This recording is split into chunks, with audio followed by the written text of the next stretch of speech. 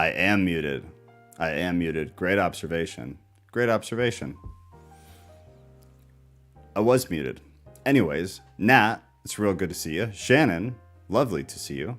And Graves, I was questioning whether you were driving home, because that is usually what you're doing, or if you were already home. If you had beat us tonight and made it home already. Because I feel like we normally get you en route. Yeah, just give it a second, Lily. The audio will come through. YouTube is delayed. YouTube is delayed. I was muted for a few minutes. And now we should be good. We should be good. I see the fancy volume button, or volume meter, matching my voice. So I think we are all good.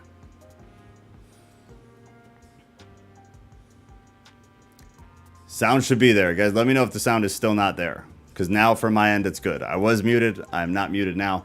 While you guys wait, do the YouTube stuff. Hit the like button. I don't ever say that. And it just came across my mind. So let's do that so that we get new people in here. Because that's the goal. That is the goal. More and more new people, more and more new opinions, and people to bounce things off of. That is what we want. More than anything, that is what we want. So do the YouTube stuff. When we end the stream, if you think about it, come back and leave a regular comment, because the live stream chat is different for the algorithm than the regular comments. So if you think about it, when the stream is over, pop in again real quick and just throw an emoji in there or something. You know, play the game. Cheat the system. All right, so let me get the Discord link up here. That is not a Discord link. That is a wiki link. And I can't edit it because of the emoji thing. Are you kidding me? There we go. There we go. Let's try that again. It's as if I was tech illiterate or something.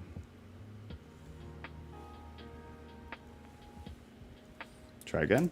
There we go. Okay.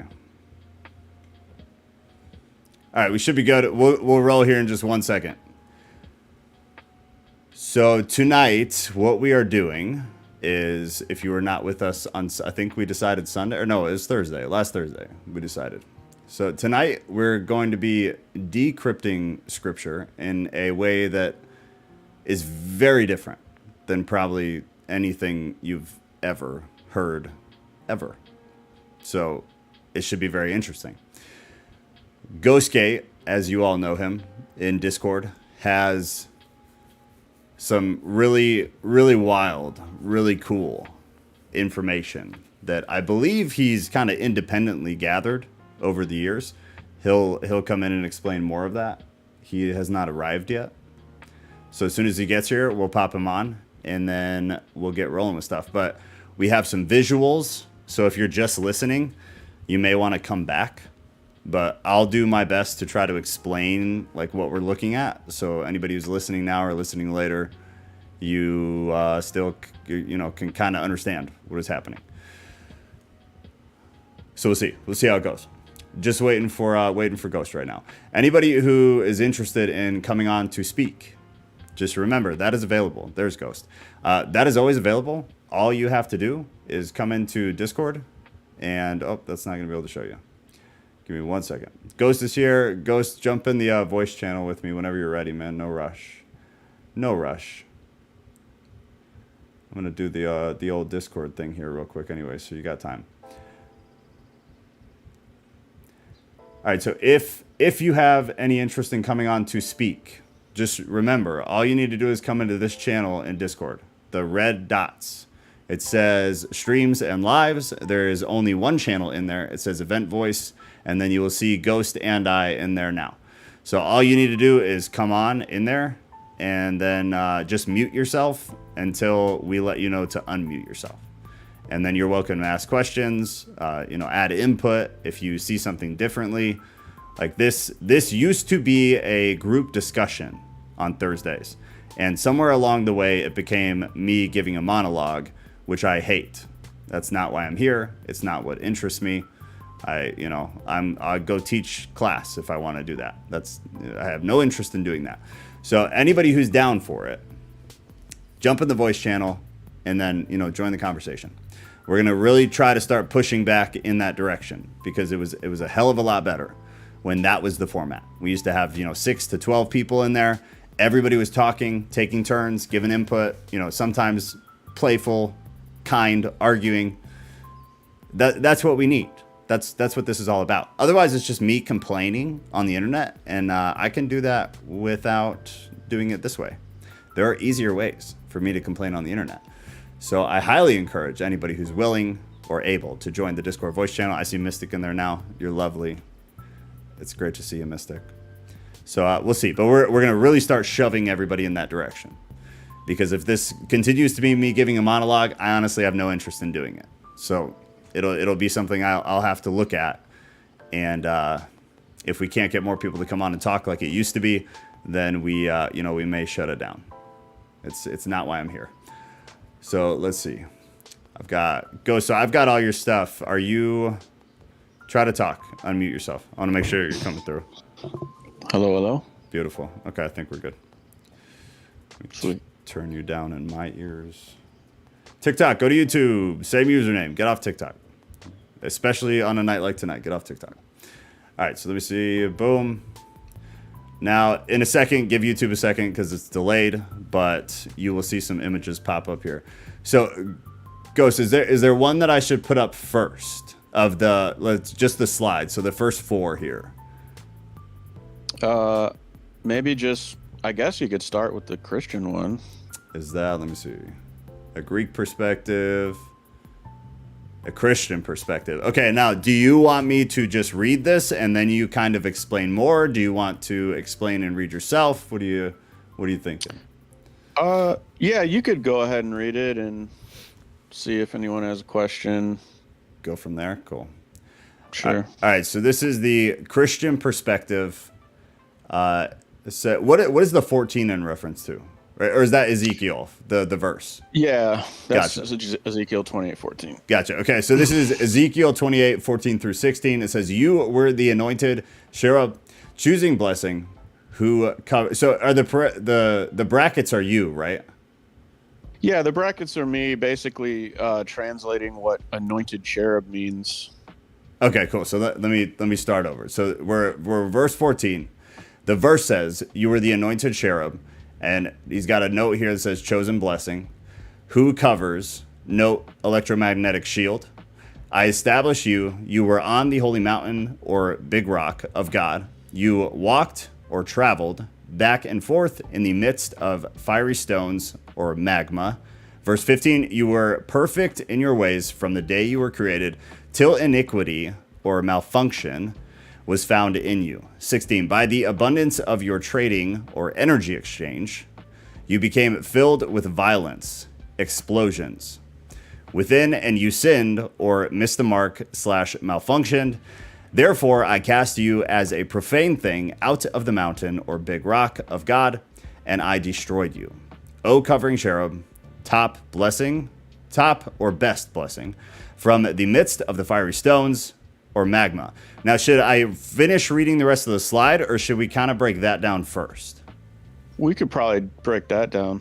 Okay, so just, I guess, kind of explain where your notes are coming from. So in 14, you were the anointed cherub. Your note is chosen blessing. Okay. So, yeah, and in a lot of these notes, I put question marks after it because I'm like, I'm not, sold on it. I'm just, that could be a translation. Seeing everything through this lens of how the planet works. I think that's what most religion is trying to explain, or most mythology is trying to explain how the planet works and how it relates to our life and death and resurrection. So that's basically the lens that I'm looking at everything through. And when I kind of developed this, I go back and read scripture and it makes more sense to me. And not only scripture, like when I go back and read a lot of mythology, it makes more sense to me. But it could just be my own private thing. And I hope it's not, because if it is, I know there's a lot of people out there that get upset with private interpretation. And I'm really not trying to sell this as in like it's absolutely the truth, but I find it very compelling. So Yeah, no, sure. I mean, that makes sense. So if you were to try to sell it, it's funny you just said that because I was going to ask you to give me a sales pitch. If you were going to try to sell this to somebody and, you know, not sway them or indoctrinate them or whatever, but let's say you were more confident than you are or seem to be. You're super confident and you want to share this with somebody and, you know, maybe somebody's real close to you. You think they'll get it if it's explained to them in, you know, a sort of way that's simple. How would you pitch this concept to somebody? If you had to, like, in the most simplest way, mainstream Christian, never looks at depth of anything, just listens to something on Sunday and then goes about their life until next Sunday. How would you go about kind of trying to pitch this to them? Well, I would first ask them a question and say, like, why do you think Jesus chose to teach exclusively in metaphor? Because that's what it says. It says he only taught in parable. Yeah. And then we would have to go over what is a metaphor and things like that before I could say this means that. Because this meaning, like, I could take a verse in scripture and say, this is what it actually means. And they will say, how do you know? And it really boils down to what is a parable, why are they useful, what is a metaphor, etc. Okay. Yeah, I mean, it makes sense to me. Okay. All right. Oh, go ahead. Sure. Well, I was just, I don't know, maybe I can say that later. I was going to say that metaphors and analogies wouldn't even be possible in a universe that didn't have fractal order. Because nothing would be like anything. Everything would be chaotic and there would be no pattern. So the only reason metaphors and analogies exist is because there are ordered patterns and categories. Yeah, sure. You can place things in categories. If we didn't have categories, we couldn't have metaphors, and therefore we couldn't really know anything in the way we can now. We can test things, we can demonstrate things, we can repeat things, experiments. So yeah, going to the Ezekiel 28, well, the reason I came to this whole Earth thing, this whole like planet magnetic field thing, is because of like a series of dreams I had that I couldn't really comprehend at first. Yeah. And I didn't know what they meant, and that's what started me looking into this stuff. Because it's like, you know, you do school and you know that there's a magnetic field, but you kind of learn about it and never think about it again. And so these kind of dreams I had made me look into this, and that's where I started to see connections. Interesting. I guess. Would it make sense? No, it does make sense. Would it be simple for you to try to explain the dream? I know sometimes that's really hard to do, so you can definitely say no. But would you be able to articulate like the dream and what that kind of launching pad was like? Yeah. The dream actually kind of progressed a little bit. So like the first time I had it, my perspective and point of view is almost like I'm floating in outer space and I'm just kind of viewing something. And it looked like a bright light shining on to what seemed like a black basketball or some type of sphere. And it was casting a shadow behind it, and in that shadow I had this feeling of there are bad things that live there. Yeah. It was just like a gut reaction. And that was it. That was the first one that and then it progressed past that to where I started to see the black sphere as Earth, and I can't even remember how I knew it was Earth, but I felt that was Earth. Yeah. And I started to see a pattern, like, am I looking at the solar system? I don't know what this is. I couldn't see other planets. It was just these two things. And that kind of got me acquainted with the Simsum or contraction concept that I'd never heard about before then. Yeah. We've covered that a little bit before, so I don't want to like retrace, but so that's pretty much what got me started looking at the whole magnetic field thing. Okay. Okay, no, I mean that makes sense to me. So, I guess for anybody who wasn't here, the symptom, just a very quick, wiki example here is a term used in Lurianic Kabbalah to explain Isaac Luria's doctrine that God began the process of creation by contracting. So it's this theory of contraction in order to allow for a conceptual space in which finite and seemingly independent realms could exist. This primordial initial contraction, forming a halal hapanyu, I don't know if I'm saying that right, but vacant space into which new creative light could beam, is denoted by general reference to the Sitzum. So it's a strictly Jewish concept, right? At least in origin. In origin, I would, yeah, I mean, it's mystic Judaism. It's not like, right. I don't think the the Pharisees agreed or even knew about that. Yeah, I'm sure.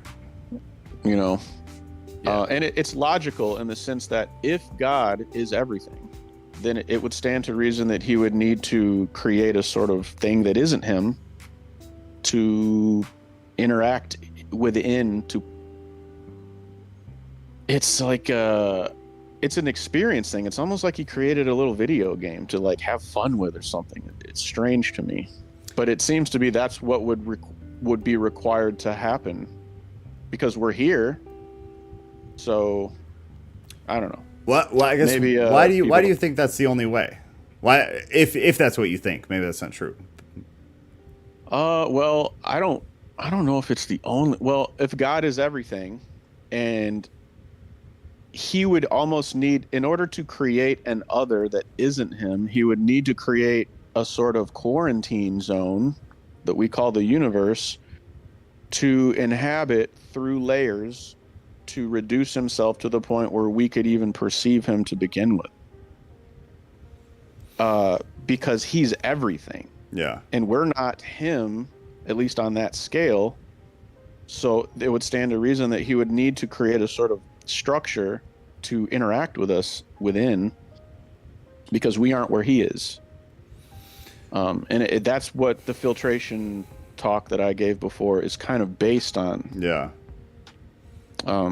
It's transforming electricity almost, reducing it down to where it's manageable so that we won't explode basically on sight.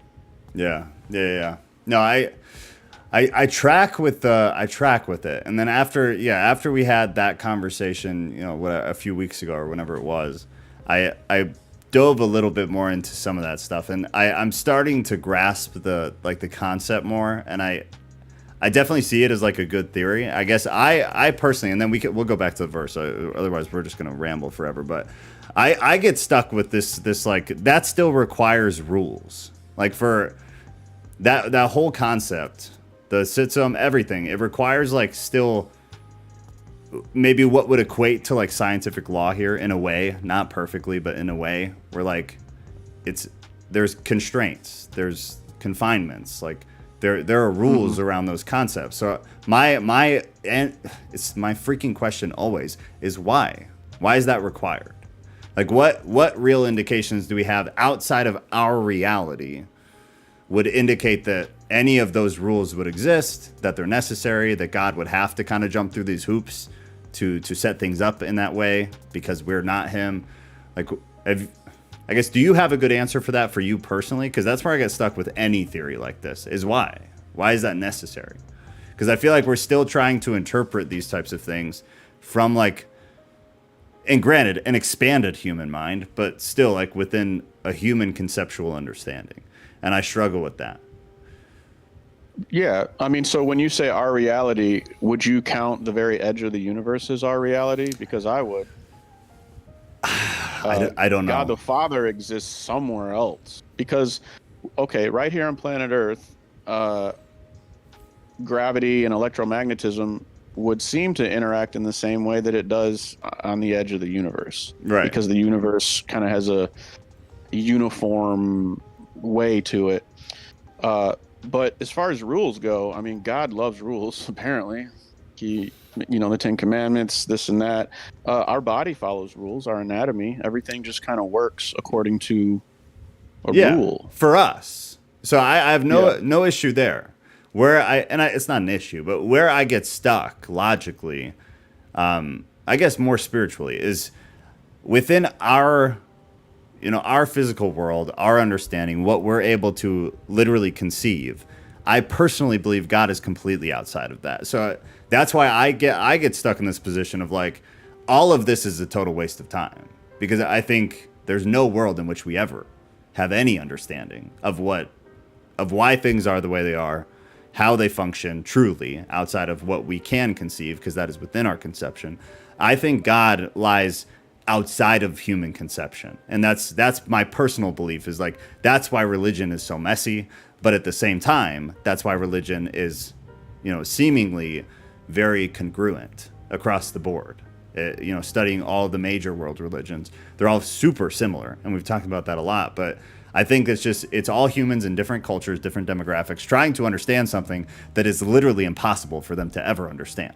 And I just like you, I would never like try to push this on anybody or teach them it, because it's totally just my weird thoughts in the middle of the night. But I think God is totally outside of all of this shit, like entirely, to the point that there's no rules. Like, for me to think like God has to set the earth up in a certain way and have people be a certain way, and I get that he likes rules for us and for our world. I totally get that. Just like kind of you gave the video game example, a coder creates a video games and it's very constrained. It's very constrained. Anybody, like I did some coding back when HTML was the thing, and it's all very refined. It's very restrained. But me as the coder, I'm way the hell outside of that.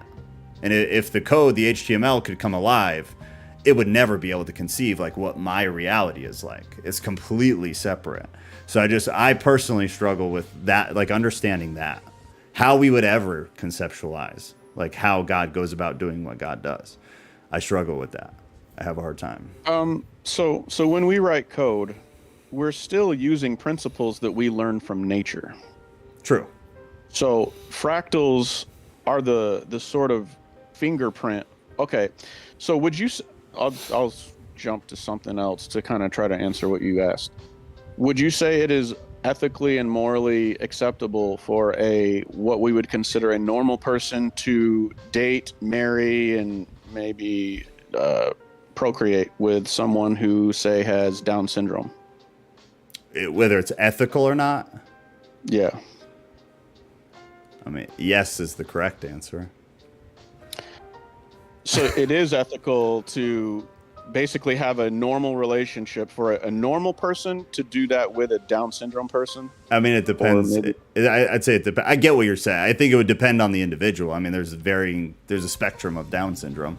I mean, if somebody's completely unaware, like can't understand what's actually happening, then you may be in kind of a peculiar position. So possibly not, possibly yes. Well, I mean, I can use the example of like a child or even a dog. Like my point is, God is not going to have a relationship with entities that cannot comprehend him, because what's the point of that? And if God is love has rules. There's a definition to it. If God is the logos, there is logic. Mm-hmm. And logic relies on rules. So at least, because the only other option would be God is chaos. And because chaos is a lack of rules or a lack of patterns. Yeah. Patterns require rules. Like, I don't think we can escape rules. No. Now, what are those rules is the question.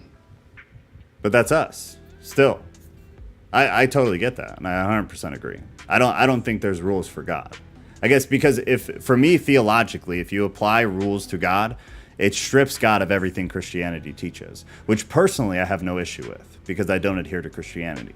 But this whole idea that God is basically borderless and he can do whatever, whenever, however, perhaps the Bible is explaining that within the context of our world, our reality, and not the context of God actually as a being or an entity. But I think if God himself, outside of the scope of humanity, has borders around him, then he's not what the Bible teaches. Unless what the Bible teaches, like I said, is within the constraints of our world. Does that make sense?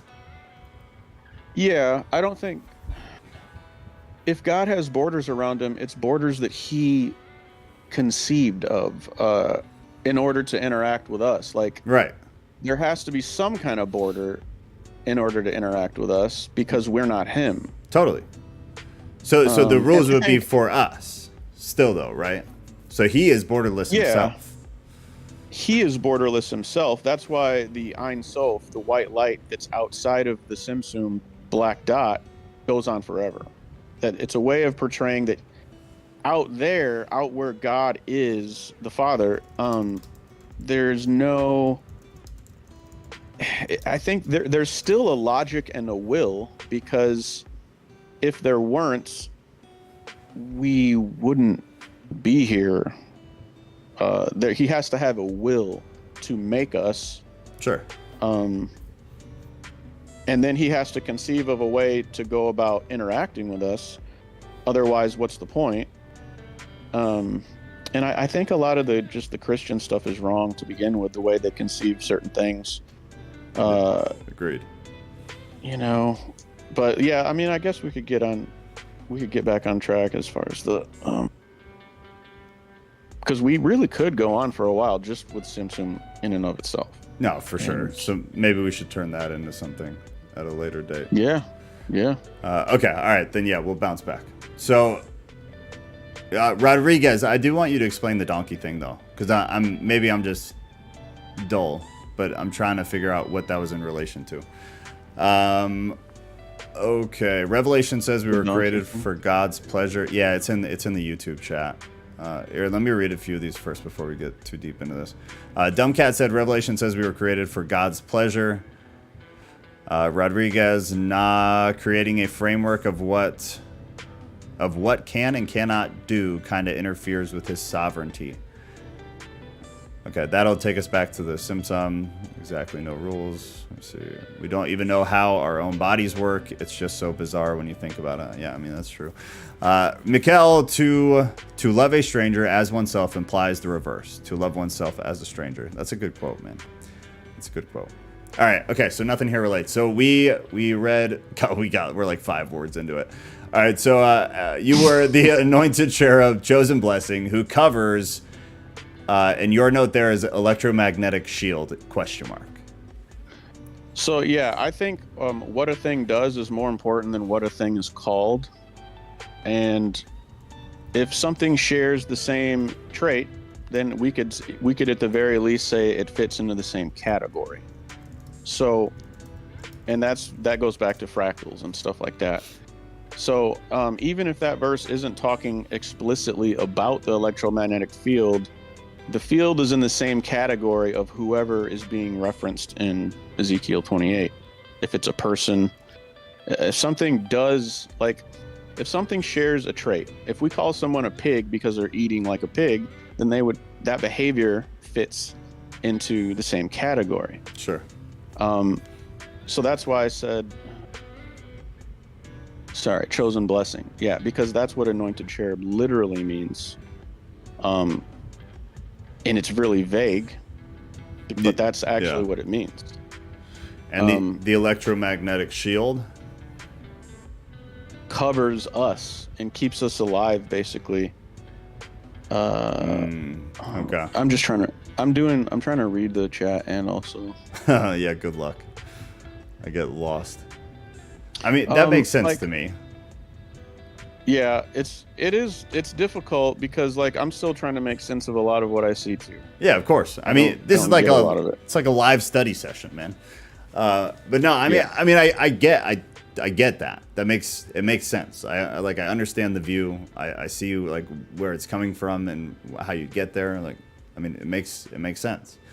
I established you were on the rock. You were on the holy mountain, and your note is big rock of God. Where's Big Rock?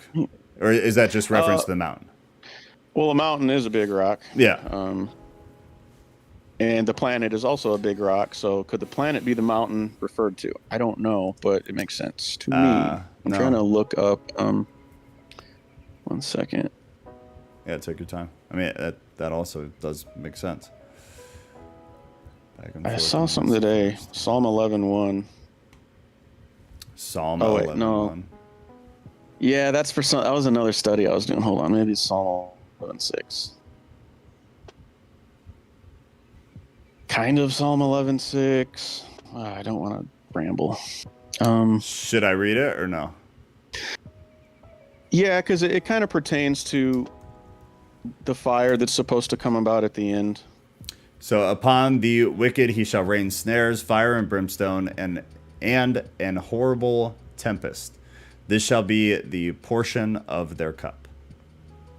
I think it's translated burning wind, but I see that as solar wind because I think the shield is actually going to come down in the end,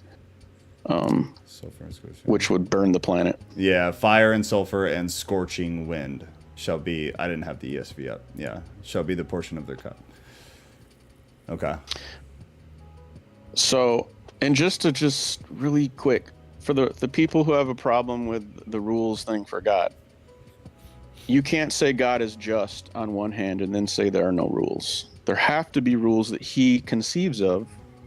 Otherwise, nothing makes sense. So if God is love, love has rules. Like there is a definition of love. Yeah, that's absolutely correct. Yes. Outside of everything else that I struggle with, the love and justice, they require confinement of some kind in rules. Whatever word you want to use. Yeah. Yeah. So I'm not trying to put God in a box. I'm trying to understand him. And assuming he is understandable, which it doesn't make sense for him not to be. Otherwise, why would he want a relationship? You know, I'm trying to reconcile all these ideas. Yeah. I mean, dude, it's hard. And a lot of it will end up contradicting itself, and then you have to try to figure that out. And a lot of it infinitely regresses, which becomes very difficult too. But I think Rodriguez, it seems like, is pushing back on some of the rules stuff. Rodriguez, I guess I would look at it like this: how justice and love both, like he said, like they absolutely require rules of some kind. Otherwise, logically, it doesn't make any sense. If you go outside of the scope of humanity, kind of like I was saying, and maybe Ghost disagrees with me, but when you get outside of our world, our reality, how this stuff here functions, then maybe justice doesn't exist. But that then would be very hard to try to conceptualize. Then you have to think about what else is out there. Are there other planets with people on them? Are there other universes, planes of reality with people on them? Maybe they're not people. Maybe they're entirely different things. Like I'm saying, that you can't even conceive. They're not human, I would assume. Not alien, perhaps, but like, I always regress to this point of like, as a human, you are literally only able to conceive what you are able to conceive. Outside of that, it's like it doesn't exist. But that doesn't mean it doesn't exist. It means you just can't conceive it. So within our reality, justice exists. There's no doubt. I mean, to anybody who's religious, there's no doubt. And to others, mostly too, they just have a hard time explaining it or understanding it. But morality, justice, love, they all absolutely exist. And they absolutely require rules. And if you don't like the word rules, there are other words you could use. But they require structure of some kind. If this, then that. Good, bad. Like, if this, then that. Exactly. There has to be. Yeah, go for it. Can you guys hear me? Yes, you're good. Yeah, I guess the question would be then, I guess to kind of flip it is it that God is confined to rules, or is it that because we are created in his image, our rules are somewhat created because of like his standards? Does that make sense? So 100%. Yeah. So, for example, justice, right? And I don't really want to get into the politics of this topic, but I know I was watching like the Dahmer stuff with my teenagers who wanted to watch it. Anyways, and then we were kind of talking about homosexuality, and I was just kind of like, isn't it crazy to believe that there's a lot of Christians out there that are extremely anti-homosexuality, that they would actually believe that all of his victims went to hell and he went to heaven. Dahmer went to heaven because supposedly at the end he spoke with a pastor or whatever and got baptized. Yeah. And I don't really think that in our eyes, right, that would justify as justice. right? So I think there's even a lot of things that we kind of combat with of what is and what isn't justice. Well, that goes back to interpretation, and in my opinion, interpretation alone. So there were periods throughout history where homosexuality was absolutely not okay from a Christian perspective. So everybody was kind of on the same page with that. So if everybody believes that's what's being taught from the Bible and that is God's word, then that is justice. So regardless of anything anybody thinks, the reason that has all become messy is because the Bible has become messy. So now we have different interpretations of basically fucking everything in the Bible. So now what is just? Now nobody knows. Because now it's seemingly there's no objective standard anymore. A lot of us still agree on a lot of things, but a lot of us at this point don't.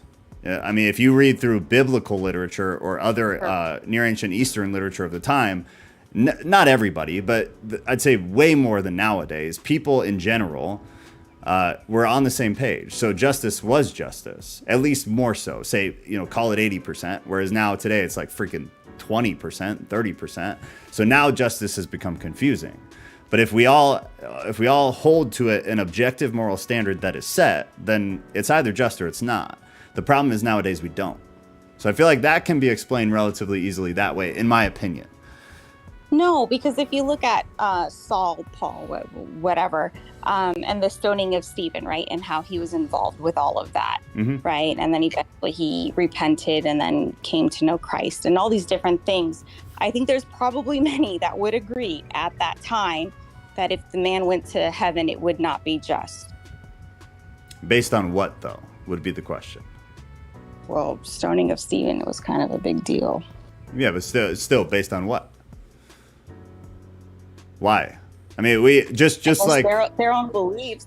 I mean, I don't know. Maybe Stephen's mom wouldn't be okay with it. Yeah, but who cares? From a theological point of view, not to be an asshole at all, but like, who cares? No, I know. Who cares? So what if his mom is upset by that? She's not the objective standard.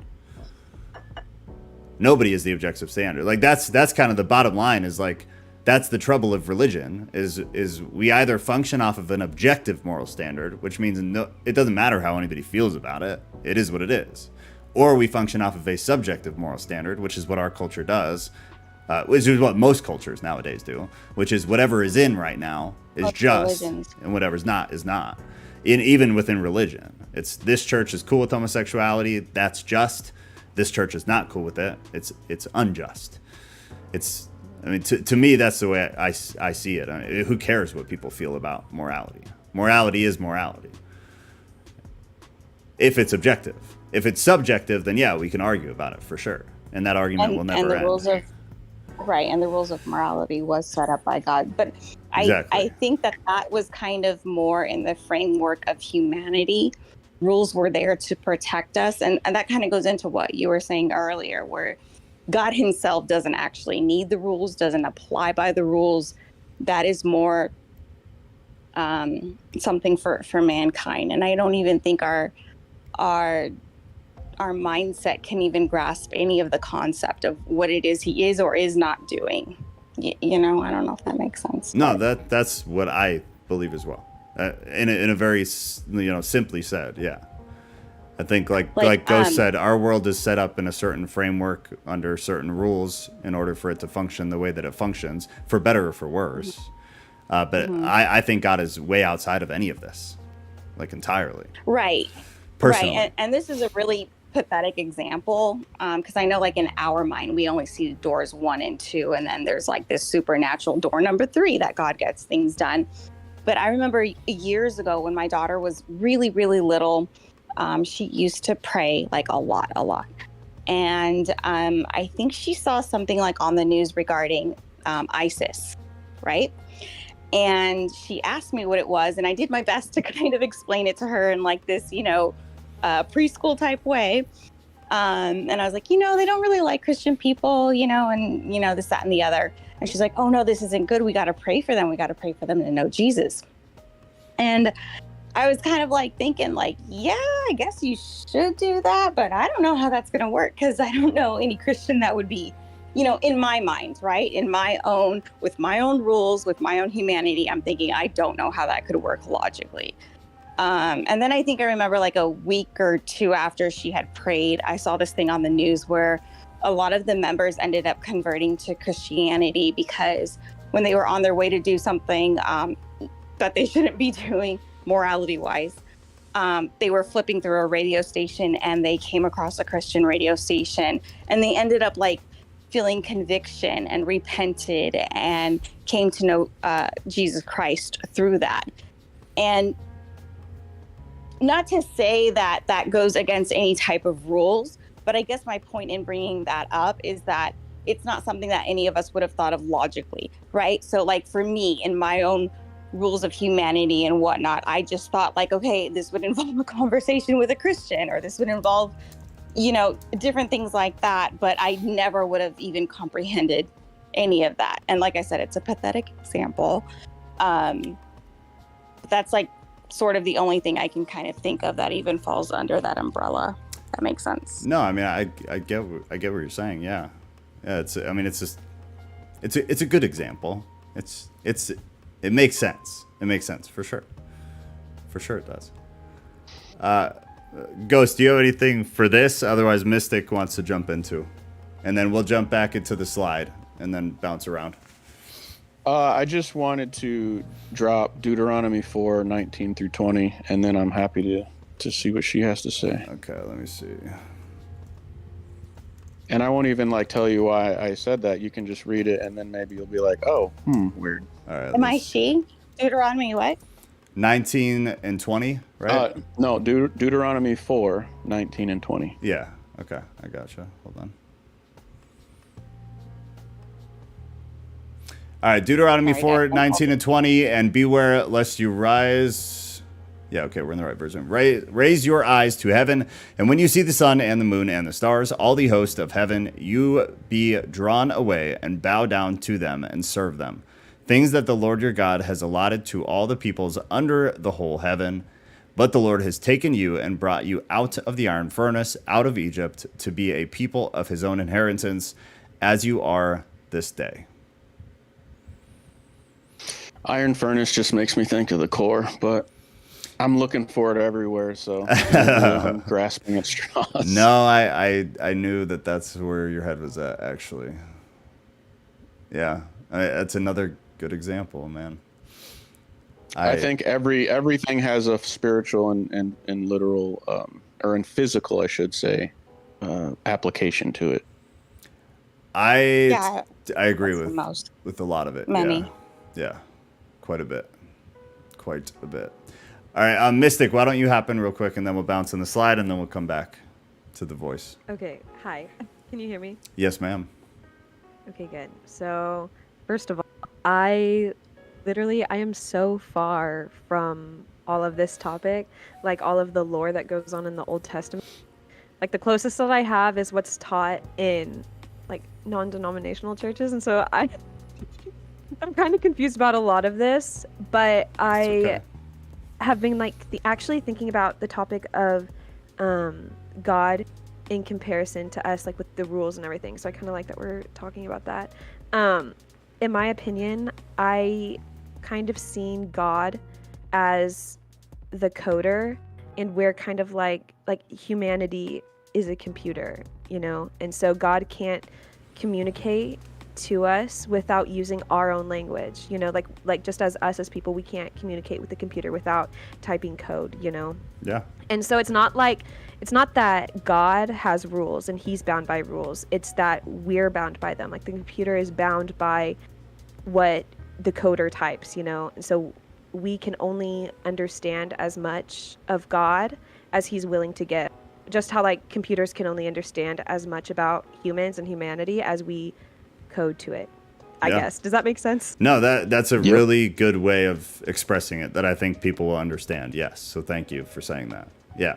Yeah, that's okay, good. I'm glad that was the right thing, because I was like, I think I'm understanding this the right way, but I just wanted to put it into more simpler terms. Yeah, you absolutely are, and thank you, because we need to. Okay, good. We need that. We need that, exactly that, because a lot of this is super hard to. It's hard for me to understand and grasp a lot of this stuff. So and this is like, obviously I do this a lot. It's very difficult. Like it's hard and it's infinite. Like it never ends. And there's a million different ways to go about it. But yeah, that's a fabulous way of explaining it. Yes. And I think the only place that falls apart for me is like what we're seeing right now with AI. Because normally you'd say, okay, well, the humans code computers are invented. Computers run on language. They run on DOS. You have operating systems. You have all of these things that humans make. The operating system itself is not aware of you. It's reacting to inputs. That's all. And normally, years ago, I might say, and there will never be a point where the computer ever knows what is happening outside of the computer. I think we're getting into an age where that's not going to necessarily be true anymore at a point, but there will still be some kind of divide and separation unless technology advances wildly. But I think in the case of like God and Earth, and Ghost, tell me if you disagree, but there's more of an infinite separation. Obviously, there's a tie because he wants relationship with people, or at least it seems like he does. Yeah, it seems like he does, for the most part. I think there is a separation, which is the definition of hell. I think we're in it, but I think there's like a lifeline. And I agree with what Mystic said. It is like he's a coder, and he created the rules to communicate with us with, like, like you said, you can build a computer or whatever, but you didn't create language. Like, language existed before you built the computer. Yeah. And numbers existed before that. So it's just, these things were an intrinsic part of the universe for whatever reason. And I think it's because that's the way God made it. The numbers are like a scaffolding for everything else. He had to create numbers first, and then everything kind of comes after that. Mm-hmm. Because you can't have an after that unless you have numbers to portray an after that. Yeah. And like a chronological, so I don't know. Yeah, just maybe read something. I don't know. Yeah, here. So we'll just keep going. So where do we leave off? Fiery stones, magma, the big rock. Okay, so the big rock of God. You traveled back and forth in the midst of fiery stones or magma. So when I say you, I am personifying, or I'm seeing the that would be the core. The actual magnetic field and the core itself are sometimes interchangeable, kind of in the same way we see God and the Holy Spirit, because I think, so let me talk about fractals for a minute. I think he created everything in a fractal pattern so he could communicate with us and teach us things on our level. So what happens on Earth follows the same rules as what happens galactically, as far as phenomena are concerned. That's why Jesus taught in parables, so he could teach any concept to anyone depending on what they knew. So if he finds a bunch of fishermen, he's going to use fishing metaphors. And the only reason those metaphors work is because it behaves like everything else behaves. I might not be explaining this right. No, keep going. I mean, difficult. I'm with you. I think you're safe. Okay. Yeah. So that's why I don't see God as this completely foreign, quote unquote, other. I see God as the top version of us, and we're the bottom version of him. That's why we can understand in a low resolution kind of way what he wants us to understand. Even if we can't see the actual literal aspect of it, we can still get what it means to be fishers of men. We understand what that means. We know we're not going to take fishing rods out and hook people by the head. Yeah. And everything follows that logic. So when I do this, how can I tie this to the planet thing? A lot of what is being talked about in Scripture, in my opinion, is explaining multiple things at the same time. And I think one of those things is how the planet works, and also how our anatomy works. That's the more physical aspect of it, but there's also like a spiritual aspect of it that most people will comprehend first before they comprehend the physical aspect of it. I don't know if I explained that right. No, I get what you're saying, but so explain the part about the physical world and our physical bodies. Why do you and think not only that? just us, I'm talking nature in general. We can learn Sure. so much from just observing. Yeah, Kelsey's right. From just observing nature, we can get it. And God made it that way because he didn't want us to be ignorant. Like, if there were no connection between scales, atomic, human, galactic, whatever, if there were no connection, we could never understand. There would be no reason that galaxies are spiral like everything else, because it would be chaos.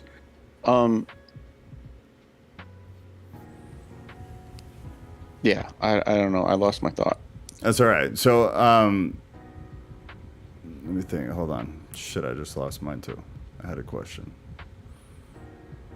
It's kind of overwhelming, to be honest. It's entirely overwhelming. That's why, like, taking a piece at a time is the easiest. I mean, it's the only way to go about it. But one thing you said, you said you believe that God is like us, like the highest version of us, and we are the low res or lowest version of whatever that is. So obviously you don't mean humanity in any way. You mean spiritually, right? Yeah, I mean, us spiritual. Well, yes, I mean spiritually, but like, one of the definitions that I have for spirit is it has to be invisible, in some way, and I think our soul is invisible because it's encased in a skull.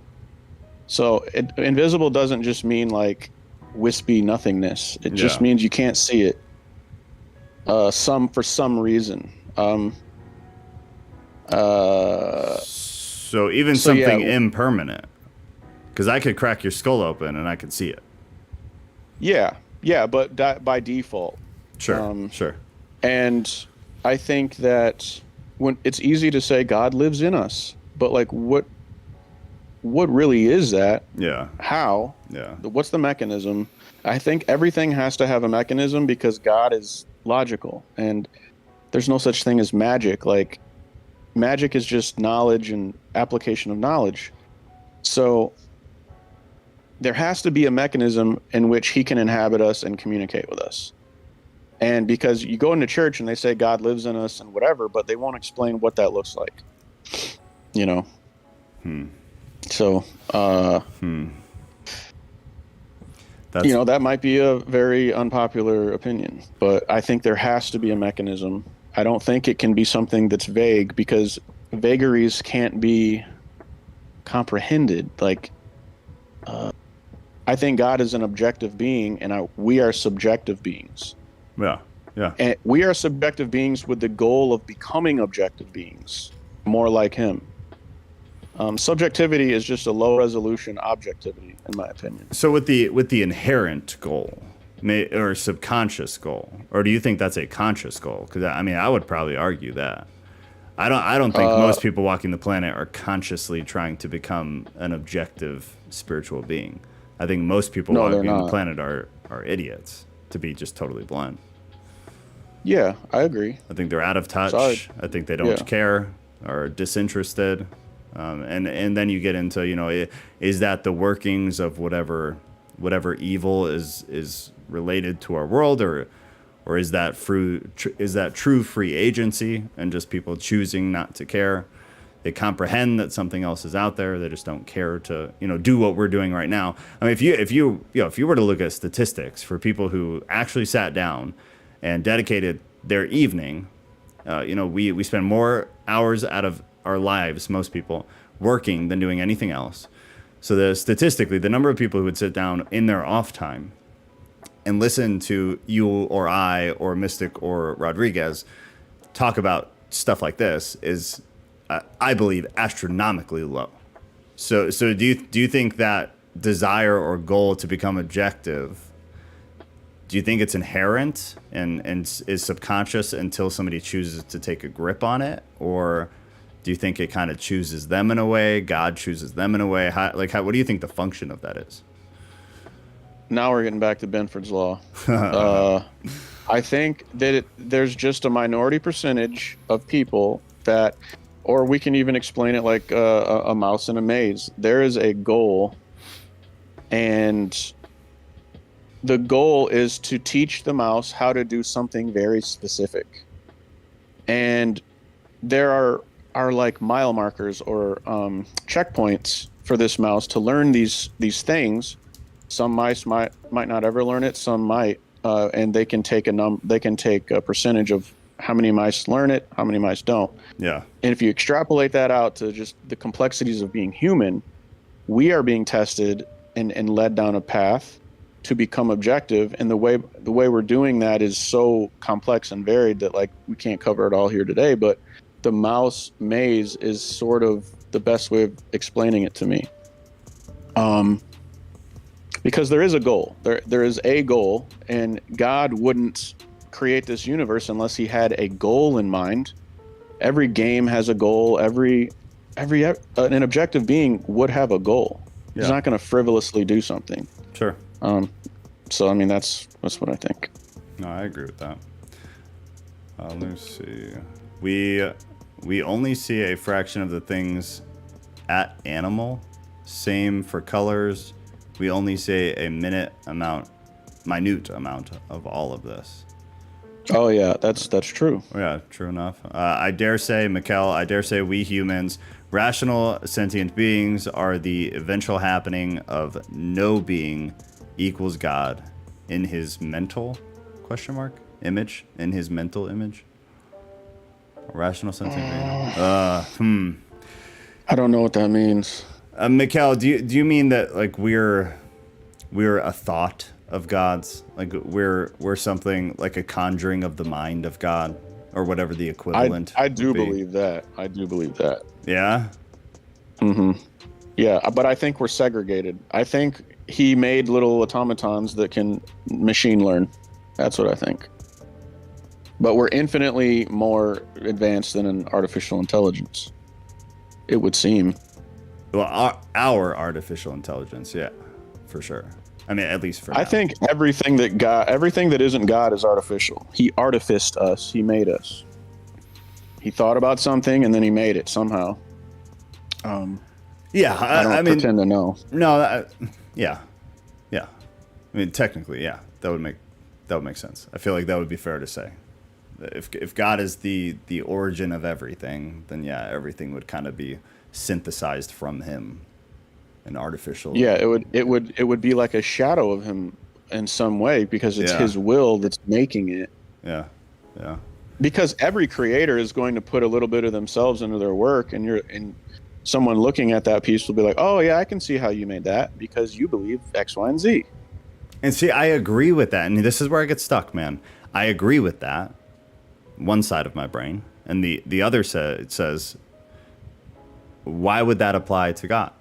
Like we know that from our conception, for our world. We know that creators like to put things within their creation like that of themselves. Why would that apply to God? And again, I agree. But then I wrestle with myself and argue with myself. Why? For what reason would that need to apply then to God?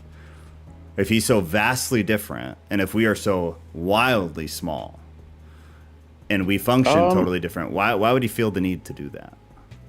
I might be like a heretic, but I might be. I don't think we're vastly different. I think we are low resolution versions of him. Like a baby is a low resolution version of their dad. Yeah, so that's right. Go back to that though. Go back to that. So okay. In what? So just in the invisible, is that?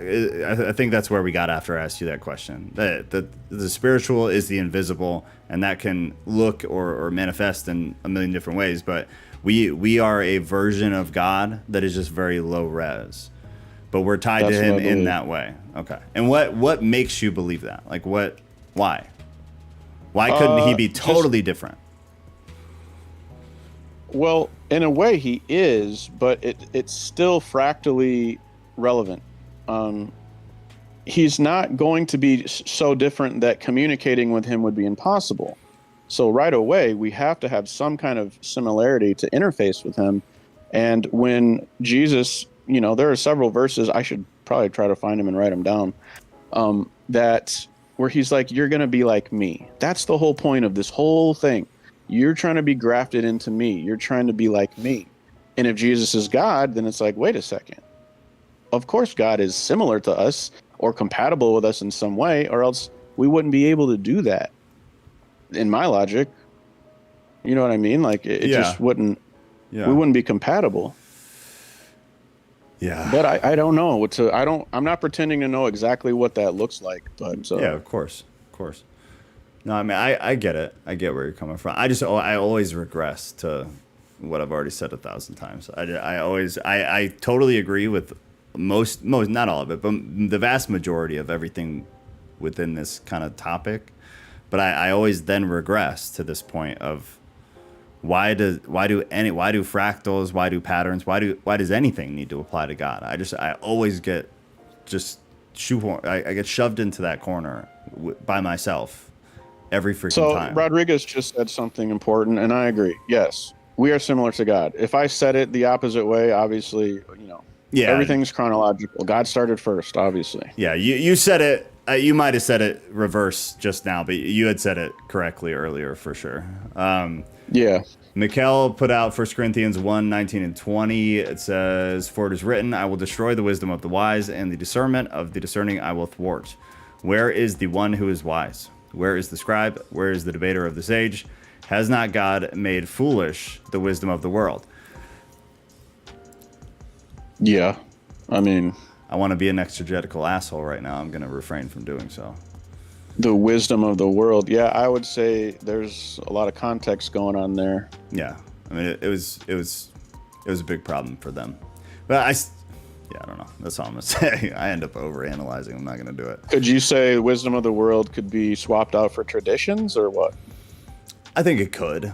I mean, this is the problem with the Bible, man. I mean, any part of it, you can finagle and do gymnastics and kind of, and not that it even makes it inaccurate. It just makes it not what was written. Because the meaning is the same. Just like I did chosen blessing. Yes. It wasn't written, but that's what the words mean. Agreed. Exactly. Yeah. 100%. Mm-hmm. That's more. Or trials. Oh, May, it's good to see you. Or trials make you a stronger person with more compassion, and roaches let you appreciate things like butterflies. Suppose it's all about perspective. I feel like I missed something. Make you a stronger person. Maze, I might have missed something you said earlier. If you want to try to retype that or just explain kind of... That's me and my comment, because I said there's no way God made roaches, and my ex-husband was kind of being an idiot. That's what the comment was for. I see it up there. Okay. All right. I'm tracking now. I'm with you guys. Yeah, I mean... My bad. I'm sorry. Great. No, yeah, thanks for clarifying, because I was very confused. I'm 100% with y'all now. Pastora talking about God is talking about love, and love has a harmonious ecological expression. Everything... God, I hate YouTube chat. It keeps cutting everything off. Everything tends to something to order. Oh, it does. It is just two. Okay, to order, and Ghost explains that order. Yeah, agreed. For the most part, at least agreed. And going back to fractals, like if God is the start of a fractal, then his will and his way stands to reason that would filter into our understanding, even if it's low res, because it's holographic. It's like you take one little tiny part of the hologram and you still have the whole hologram, but it's low res. It's blurry, but it's still there. And I think that's how it works.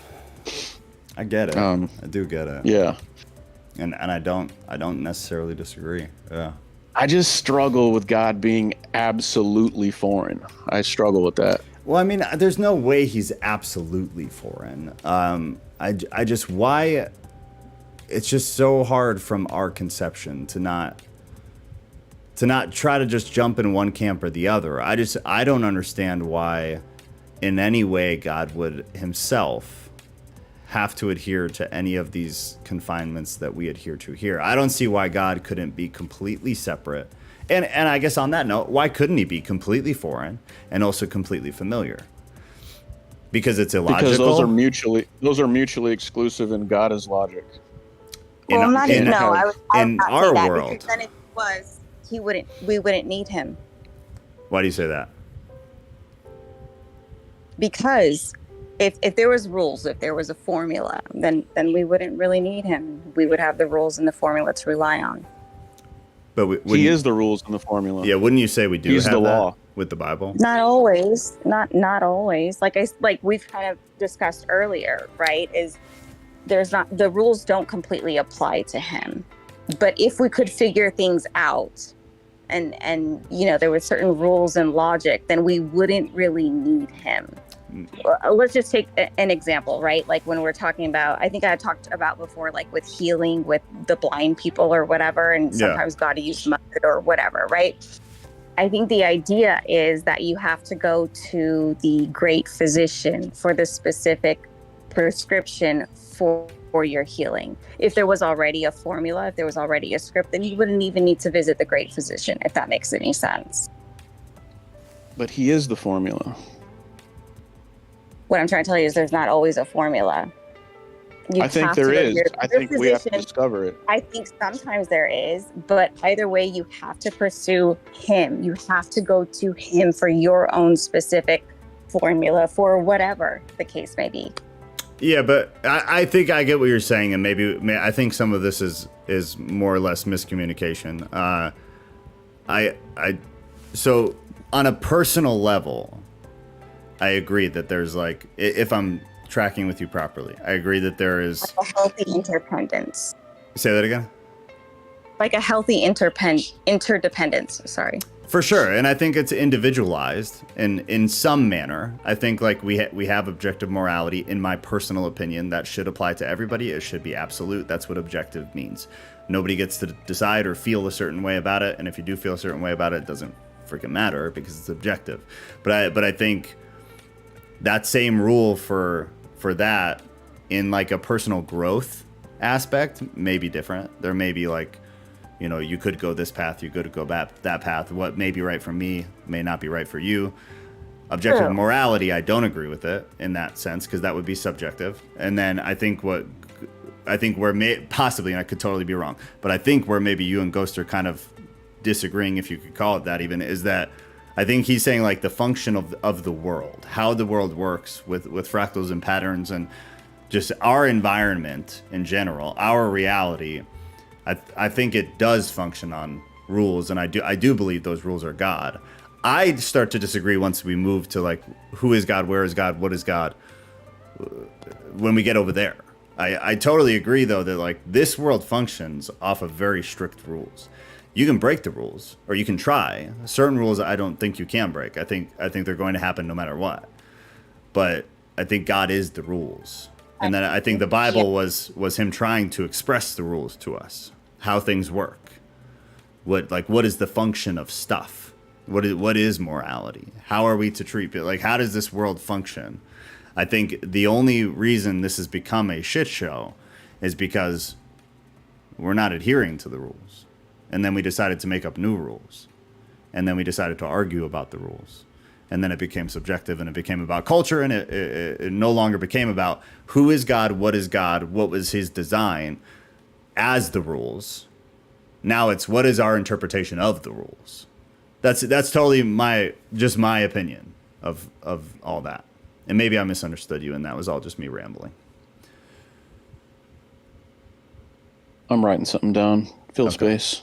Yeah, take your time. No, yeah, I agree with that. There's some rules that are, you know, kind of non-negotiable, I guess would be my way of putting it. And then there's other things like in, what is it, Ecclesiastes. There's a time for this, and then there's a time for the opposite of this. There's a time for that, and then the opposite of that, you know. And yeah. I mean, there's complexity to life, right? Like there's a time for, and I mean, some people will disagree with this, but there is a time for violence, and there's a time for peace. There are situations where violence, again, in my opinion, some people will push back, where violence is appropriate. There are other times where violence is absolutely inappropriate. And then there are more strict rules, like if I were to smash your head with a 1,000-pound rock, you die. It's kind of a hard and fast rule. There may be some super weird fringe case where someone, you know, is instead in a coma for the rest of the, but it's very unlikely. If I literally disintegrate your head, you no longer exist in this reality. Like, that's a hard and fast rule. So I think there's levels to it and complexity to it and things like that. But I think like the way the world functions and the patterns and things like that, I think those are hard and fast rules. I think objectivity is a hard and fast rule. I think it's just one that we've begun to ignore. And I think the Bible was intended to be the rule book. I mean, half of it literally is rules, like very plainly. These do this, don't do this, period. It is rules. It became complex because of interpretation, primarily. But even back then, Jews obviously failed over and over and over again, had a real hard time with the rules. They were clear. They were impossible to uphold, but they were clear. And then even the way the early Christian movement, as anybody who's been with us for Bible study, it was chock full of absolute shit showery. It was people not understanding what is going on. It's people understanding what is going on and choosing to break the rules anyways. It's in my opinion, a lot of things happened that were unjust that God did. So then what does that kind of tell us? Like the couple who was struck dead for stealing from the church, because they said that they were going to give the proceeds of the sale of their property to the church. They made more than they thought they were going to. So they pocketed the difference and gave what they had agreed to give to, got caught doing it, were struck dead for it. In most people's eyes, that would be seen as unjust. But God did that. Right. And then also he's done it. He did it then, right? But Lord knows there's way more now that are probably doing the same thing. Oh, for and sure. They're not struck down. For right? For sure. So what is justice then? That's why I think it's very that's part of why I have such a problem with the Bible, because it's inconsistent. It's impossible to actually follow. One thing I will say is one time I was kind of, crying out to God about a lot of things going on with my family and just different things, specifically about justice. And I remember I felt like kind of like a tugging from the Lord to read the book of Habakkuk. And at the time, I had never read Habakkuk. I'd never really cared to look at it. I think it's one of the minor prophets, and there's like 3 chapters. But the entire thing is a dialogue between a prophet and God about specifically justice. And the prophet kind of asks God, like, hey, why are you withholding justice? And then the Lord replies to that. And then the prophet has another question, and God. So I would kind of encourage others to read that, just because we're on the topic of justice. Yeah, because it really helped me a lot. That's a good suggestion. That's a book nobody reads, man. That's a good suggestion for sure. Same. I didn't even know until and then I was like, oh my God, that really was God. It's like the book of Zephaniah. Who has honestly read that book? That's what my daughter's name is. Zephaniah. There's some amazing gems in there. That's why I named my kid after it. But the average Christian, if you said, have you read Zephaniah? They're going to say, what the hell is that? I don't know. Nice. So Ecclesiastes 3, 1-9 is on the screen. Danny asked that we throw that up, and I'll read that in a second. But Nat said, I still have a hard time wrapping my head around the idea that God changed the rules through Jesus. Makes me think of your criticism of the Catholic Church, that absolute truth changes over time. So that, Nat, that is much more complex. So my criticisms, I assume you're talking about the couple of videos I've done on the Catholic Church and doctrine and changing and things like that. That's very different, because that was human intervention. That's just what they do. I mean, the Catholics change willy-nilly as they please, as they want, whenever they want, and a lot of the time it is highly based on political things and culture. But on the other hand, I'll give them credit. They do hold a lot of tradition, and they stick to it. But that's all human intervention. They chose to do it. They do it. That's all people. It's very different. The difference, I assume, that you're talking about is the very difficult thing of trying to understand God of the Old Testament, Yahweh, and Jesus Christ of the New Testament, who we're told is God himself, that they are one and the same, basically. Justifying the behavior of God of the Old Testament and with what he taught about what is just, what is not just, it seems to almost directly contradict with Jesus Christ within the New Testament. I actually in graduate school before I left, that was one of the probably the longest papers and debates I ever had, was on trying to justify God of the Old Testament and Jesus Christ of the New Testament, because it's very difficult to do based on what they teach, based on how they act, this idea of justice and what is right, what is wrong, how do I deal with creation. It does seem like there was a shift. So I get totally what you're saying, Nat, but I think they're entirely different things. Because one, you're questioning God himself. And the other one, we're questioning a group of people who have proven to be anything but trustworthy, being the Catholic Church. No offense to anybody who's Catholic. I don't dislike Catholics. I dislike the Catholic political system. Okay, the verse real quick, and then Ghost, whatever you wrote down, if you wrote it down with the intention of sharing it with us. This is Ecclesiastes 3, 1 through 9.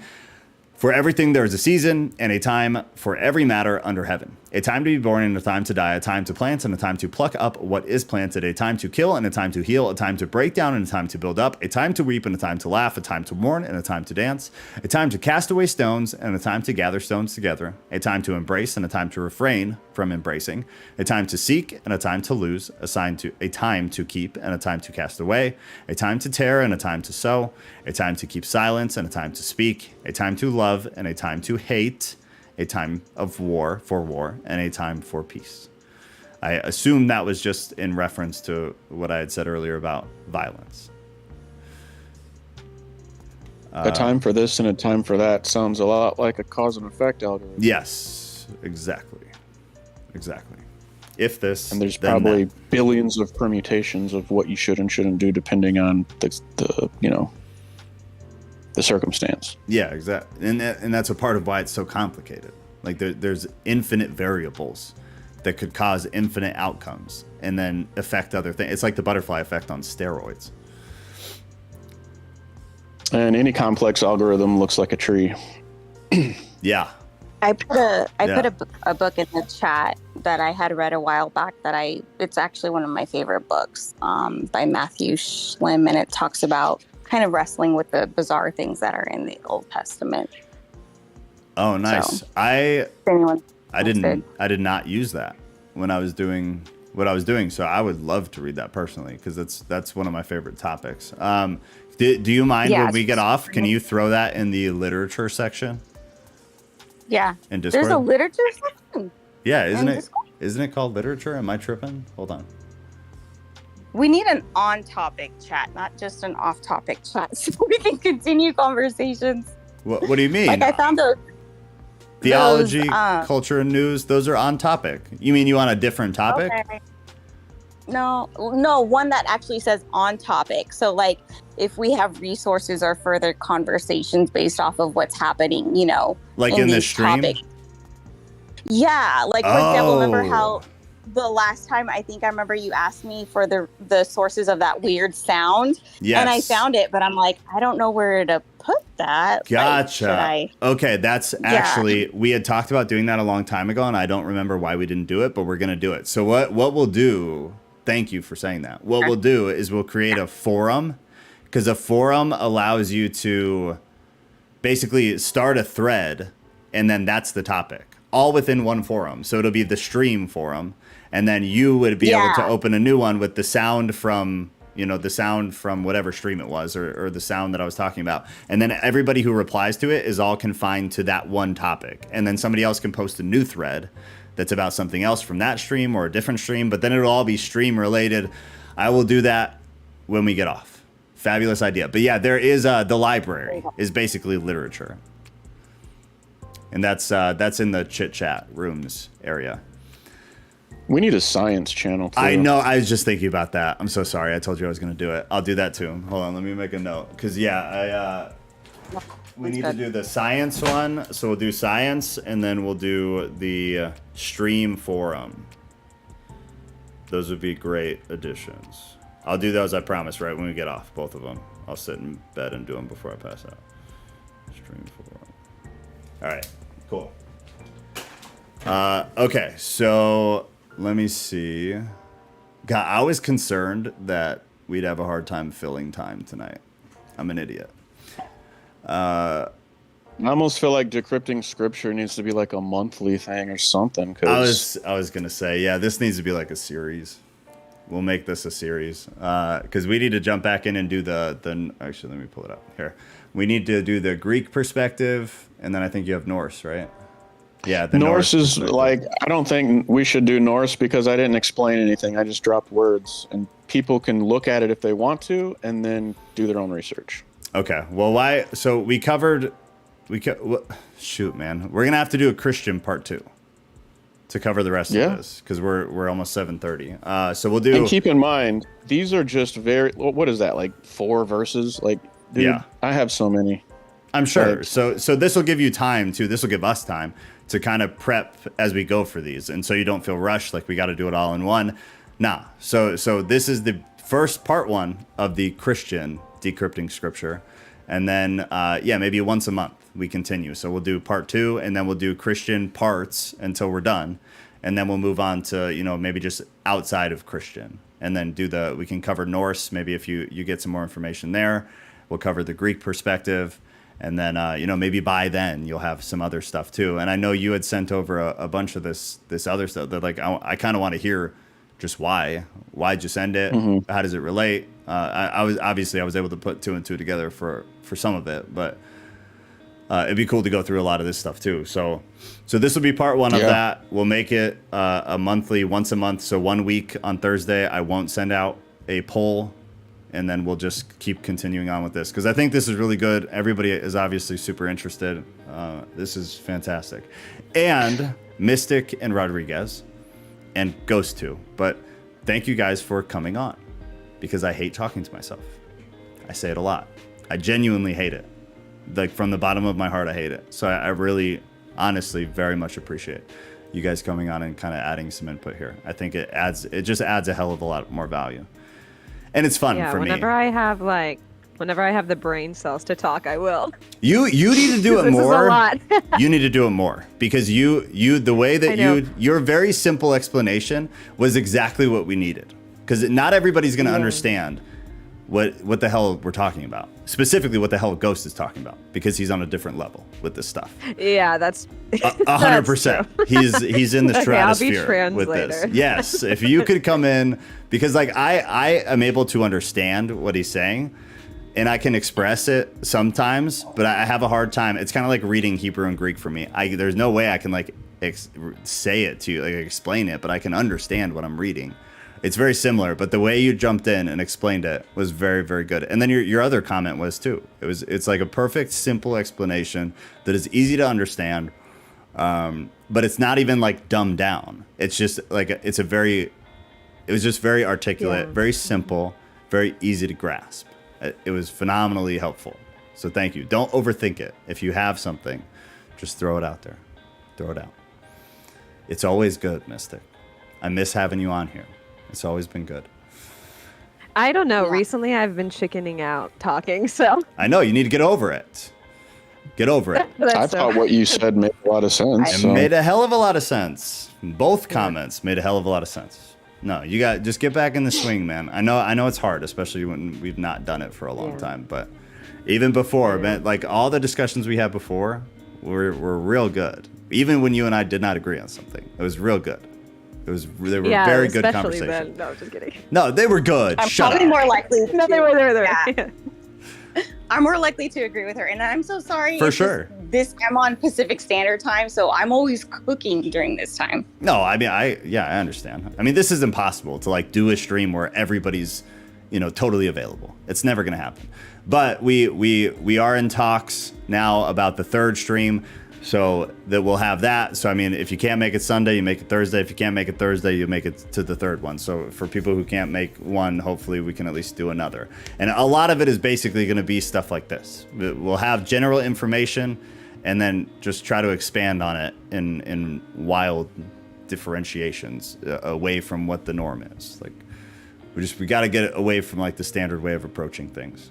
That's what I think is broken. Hey, Joe, can you quickly explain what the heck is going on Saturday with some movie or something like that? Or is that a group channel thing? No, thank you. Because I definitely would have forgot. So yeah, well, I'll explain the movie, and then we'll do like anybody has any last words, and then I gotta go put the kiddo to bed. But what we are going to do Saturday is, let me see if am I able to show it. I don't know, but so what we're gonna do Saturday is Discord allows you to hold a stage and the voice chat. You guys, those of you who were here months and months ago when we had bigger group discussions, you're able to like turn your camera on. So it's basically like a big Zoom meeting. Well, something else that it allows us to do is stream YouTube or stream video services into the Discord group. So this will not be on YouTube. So anybody who's listening or watching this right now, this will not be available on YouTube. So if you look for it on YouTube, you're SOL. This will be in Discord only. So if you need to get in Discord, there's a link pinned in the chat, and there's one in the bio of the description of the video, and somebody will give it to you. But it's going to be held in a voice channel on Discord. I'll probably put it in just in like the live stream section. So instead of event voice being the only thing that's there, there will be another one that says like movie night or something. And Saturday, we haven't nailed down the time yet, so I'll get that to you guys by the end of the day tomorrow. But we're going to stream Messiah 2030, right? That's what it is? Yeah. See, right? Okay. All right. Yeah, so Messiah 2030, it's on YouTube. I was looking at it today. So it's on YouTube. There's 2 parts, right, Ghost? Yeah. Okay, Mm-hmm. so it's a 2-parter. So this Saturday we'll do part 1, and then hopefully next Saturday we'll be able to do part 2. But Ghost, why don't you give like a super quick synopsis of what it is? All right. It's basically, speaking of fractals, it's showing how the first 7 days of creation are mirrored in the past 6,000 years. Well, the first 6 days of creation are mirrored in the past 6,000 years. So that every day of creation corresponds to a 1,000-year chunk. And within that chunk, there's a lot of prophecies that were going on and events that were happening that correspond back to the first day and second day and whatever day it's attached to. That's probably a complicated way of explaining it, but I would suggest that, if people have the time to maybe go give it a watch or give it a, couple minutes or whatever, just to see what it's like, write down some questions or, to bring to the Saturday. I don't know. Yeah, no, good advice. Yeah, so that's kind of how I would explain it. Can y'all throw it up in the chat whenever Joe starts the on-topic chat for the movie? What'd you ask to do? If you guys could throw up the movie in the chat, because he just said, if we could kind of brush up on it and whatnot. Yeah, so when I make the forum for the stream related topics, I'll put one in there for Messiah 2030, and you guys can put questions, comments, things you want to stop and talk about before or after, whatever. But yeah, I'll throw that topic in there. I'll make that the first one that actually goes in there. But so we're gonna stream the YouTube video through Discord. So there'll be like an audience of all of us. There'll be a chat panel on the side, so we can talk during it, obviously silently, and then the movie will play. If any like big question comes up, or if you guys give us questions ahead of time, then we'll make a point to kind of stop and then have a quick discussion about it and then continue. So it's possible that the first part of the movie takes us 2 weeks. If we end up stopping and talking, but like we don't want to just, you guys can watch it by yourselves, so there's no reason to do that. But if we all get together and then are able to openly live discuss during the film, we can kind of pick it apart together. And if anybody doesn't understand what's happening, we can try to help or quickly try to research and help. But it can just be kind of like a group study session again. I think it'll be really good. So possibly this Saturday and next Saturday for part 1. We'll see how it goes, see how many times we stop, and then we'll do part 2 after that, and then cut it from there. But I hope periodically we can do kind of like movie nights on Saturdays and stream something that's related to the stuff that we're into. I mean, there's tons of really interesting videos, long form videos about this wild stuff that like we're talking about tonight. There's a lot of it. So maybe we continue to do this, once a month again or something like that. But I think it'd be cool. It'd be a cool thing to be able to do. Technology allows it, so why not take advantage of it? And then the third stream, I know I was kind of telling you guys we'd probably do it on Saturday. I think we're probably not going to do it on Saturday. It's probably going to be another weeknight. Saturday from a handful of you that I've asked after talking to Ghost and Cat about it won't be available on Saturday for it. So I want to make it on a day where people are probably going to be available or more available. So it'll be another weekday. So we'll have Thursday, we'll have another weekday, and then we'll have Sunday night for Bible study. Do you guys have anything else any burning desires, any last stuff before I pop off for the night? No, I'm good. I'll try to be more organized next time. I don't think it was disorganized. I think this was phenomenal. It's a hard topic. It's a super hard topic. I think it'd be hard to try to organize it, especially because I kind of pushed you down rabbit holes, numerous times. So that's on me. No, it's good, man. It's good stuff. Yeah, it's very good stuff. All right, cool. Well, give it 30 seconds. Anybody in the chat? Any you guys on here? Just last stuff, whatever, and then we will bounce for the night. Let me see if there's any public prayer in here. You are still the Discord is still on the screen too. I took it off. It's delayed. Just give it a second. Oh, okay, good. Yeah. Oh, okay, good there. I was Thank you, though. Good looking out. Please do that every time because I fail at that miserably. I'm getting better. With the whole. You are figuring it out. Yes. Yeah, we got nothing, so we're good. So I think we're done. So I will. Yeah, we need to listen to Germ Graves' dream at some point.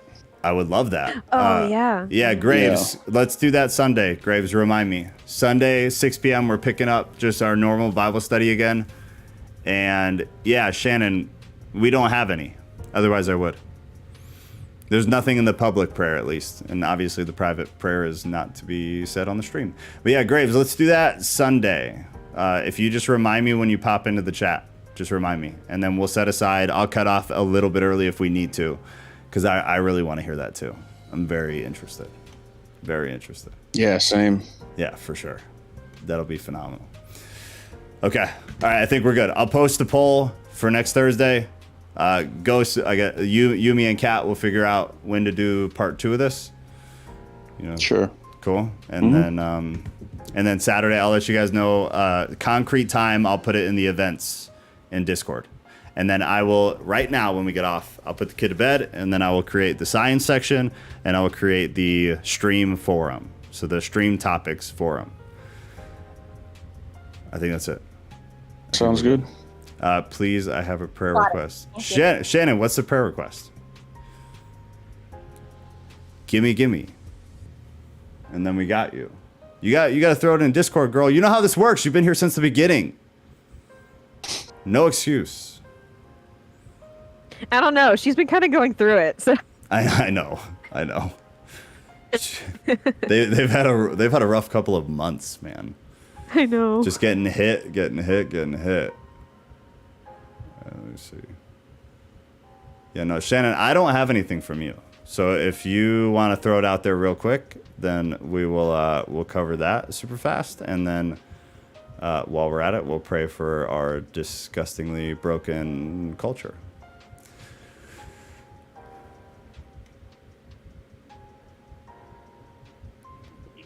If you want to throw it out there real quick, then we'll cover that.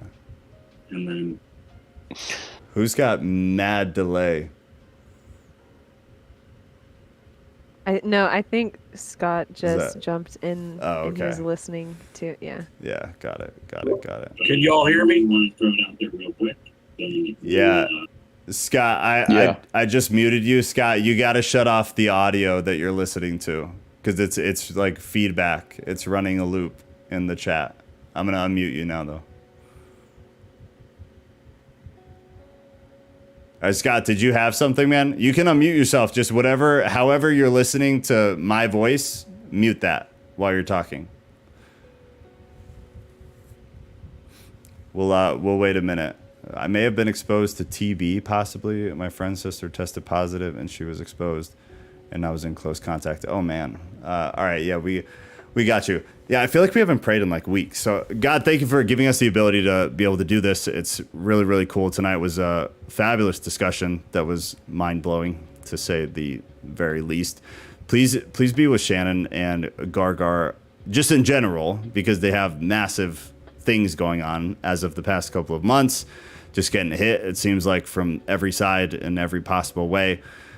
So whatever's going on with the sickness there, with the TB, between, you know, her friend and anybody else who might have been exposed, and herself, obviously, as well as her young child, please just, you know, intervene as you will to try to handle that however it needs to be handled. Make it tolerable at the very least while she struggles through that. God, we also want to pray for all of the wars going on right now, whether that be culture wars, political wars, actual physically violent wars like we've got in Israel and Ukraine and, you know, other places as well that people don't really talk about.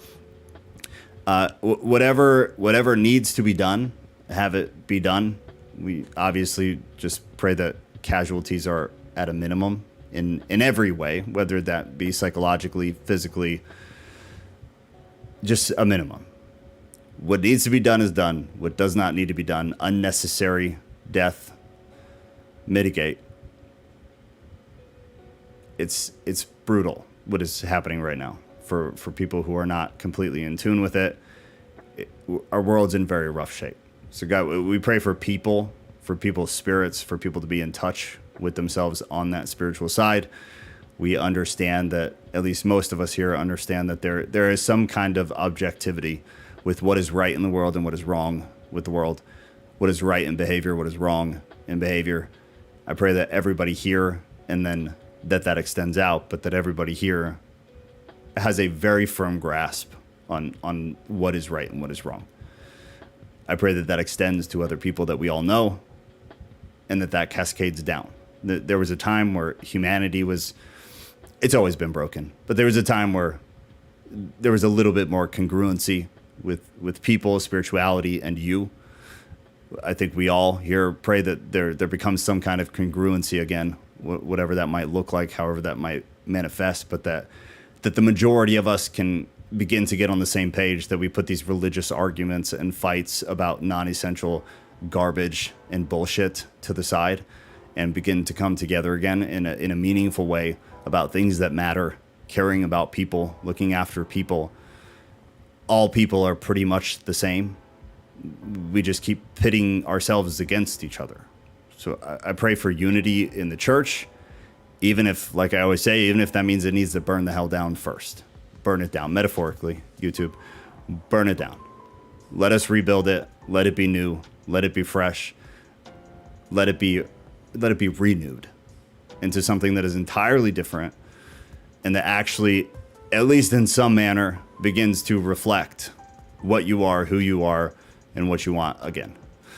Pray for everybody in the group who's going through a hard time. Everybody who feels like they're lonely, they're struggling, they're just going through it. It seems like a lot of people are at the moment. Honestly, it seems like a lot of people have for a while. So I just pray that you give people comfort, help people feel connected to you, again, whatever that might be like for that individual, and that we continue to be able to come together regardless of disagreements, regardless of how we may feel about each other's opinions on things. It's not important. The community is important. The love is important. The conversation, the growth, the expansion of the way that we all think is important. We pray this all in Jesus' name. Amen. Everybody have a beautiful, lovely evening. I will jump in Discord and do the things that I promised I would do here in just a few minutes. So I love you guys. I love you guys. I love